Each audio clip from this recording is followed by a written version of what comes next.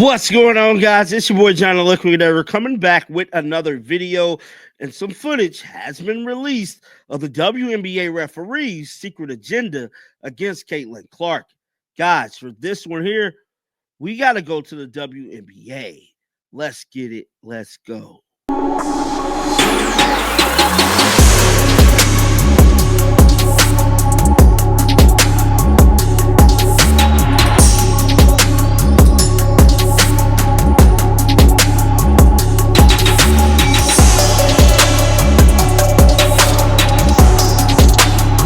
One of the biggest hurdles for Caitlin Clark and the Indiana Fever last season was the WNBA referees.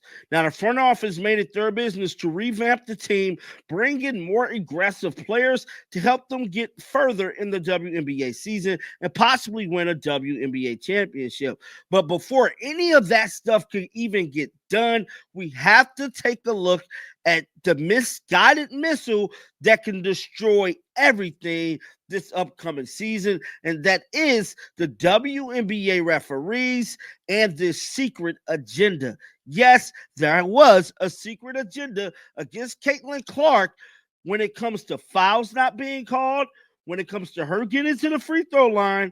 But when you look at this thing through the data says that it wasn't just Caitlin Clark that had a hard time getting to the free throw line. It was the entire Indiana Fever basketball team.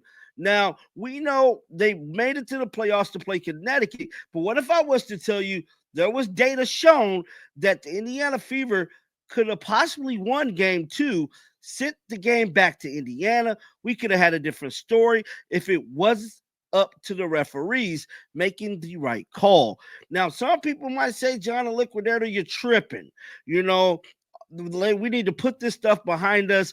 This is irrelevant going into the 2025 season. And I'm here to tell you, this is not irrelevant. We got to talk about this because everybody is forgetting what exactly happened last year to Caitlin.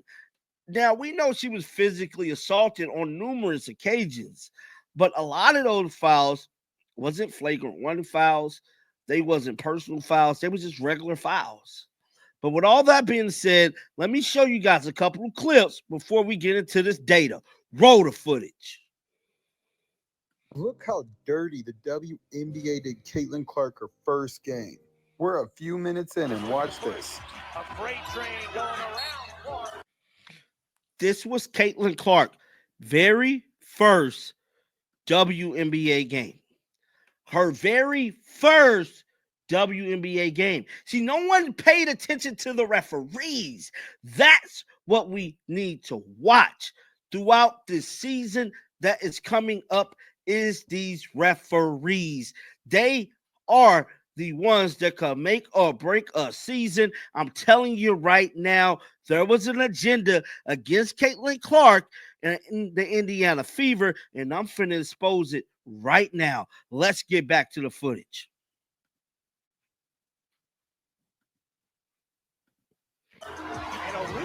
A touch foul on the player the people are there to see. Harris has it popped in the air. Thomas is going to be fouled by Clark. Wow.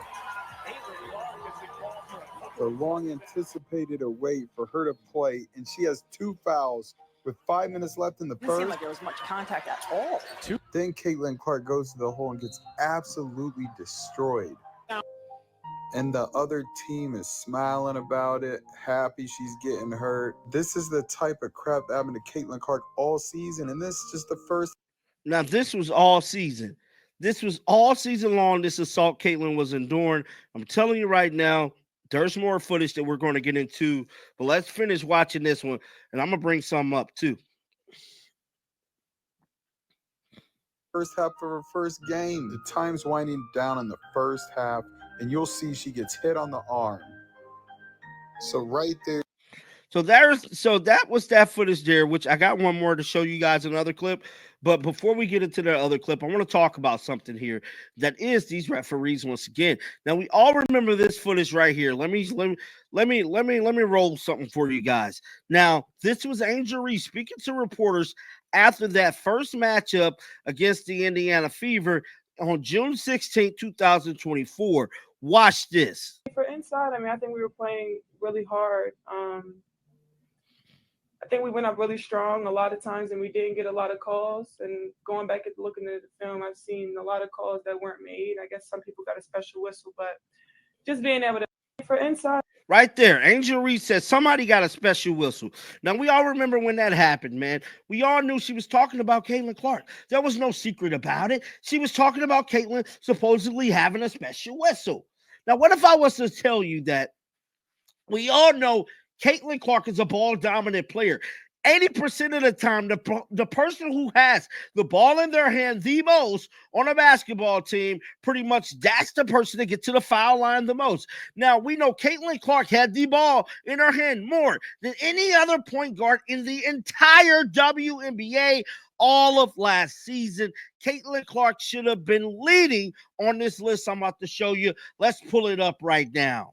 Right here is free throws attempted by players in the WNBA. Now, just like I stated, Caitlin Clark had the ball in her hand more than any other player in the entire W.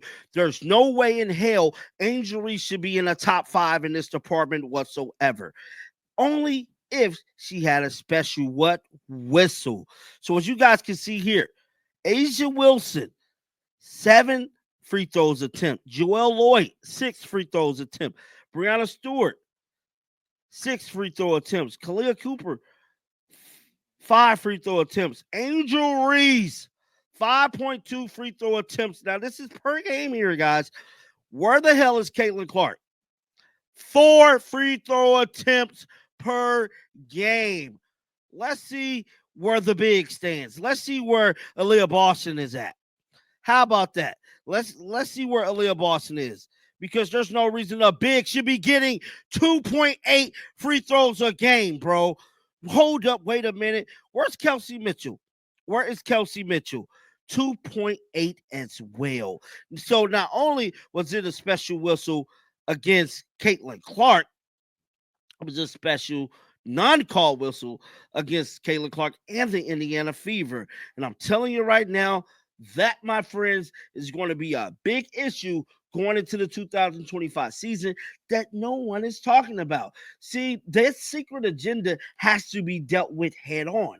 See, at the conclusion of last season, I told you guys what I was going to do.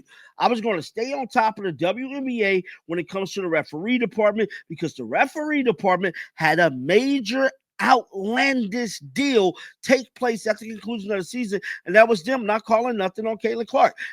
Now, there is another clip that I wanted to show you guys as well. Let's pull it up right now.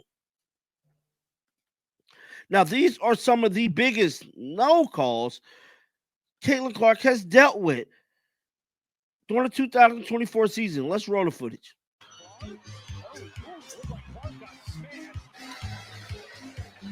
I pull it. There from Griner doesn't get the call. And all of a sudden, we're pretty close. This has been as close as it's been all second quarter long. Look at this. Look at this. No call. Now, something that I want you guys to pay attention to is that throughout all of these little scenes that's playing out, guess who's always right there? A WNBA referee. From the eye poke to the Kennedy Carter to every situation that Caitlin Clark was dealt with last season, a referee was, quite frankly, 3-4 feet away every time. And it looked like they were simply ignoring calling the call. And my friends, they was ignoring calling the calls, bro. Now, this is free throw attempts for teams for the 2024 WNBA season. So, number 1 is Connecticut. Ain't that crazy? That's the team the Indiana Fever lost to. Now, number 2 was Atlanta, Dallas, Phoenix. Why is the Indiana Fever not even in the top 5, let alone they're all the way down here at number 10 when it comes to free throw attempts as a team? Let that soak in for a second. These are free throw attempts as a team. Now, I don't want to hear any stuff with Caitlin Clark getting a special whistle because ultimately it looked like Angel Reese might have been the one to get that special whistle because she's seen more free throw attempts than Caitlin Clark. Guys, get down in the comment section. Let me know your thoughts about this. Keep them bells on because you know what? I'm going to bring you the news. And until next time, man, shake the headers off. I'm out of here. Peace out. Shake the